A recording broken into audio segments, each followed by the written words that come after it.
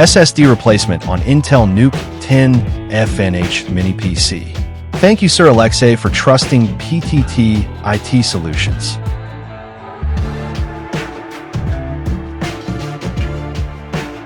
The reason for the replacement is that the Windows cannot boot anymore. Upon troubleshooting, the old Kingston SSD cannot be detected. It has to be replaced with a new one. The Hiksemi 12GB NVMe SSD is a suitable replacement for an Intel NUC, provided the system supports an M.2 PCI NVMe interface.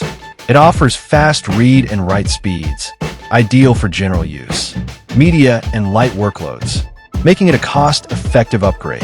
While it may not match the endurance or thermal efficiency of premium brands, it delivers solid performance for everyday computing tasks within the compact design of a NUC.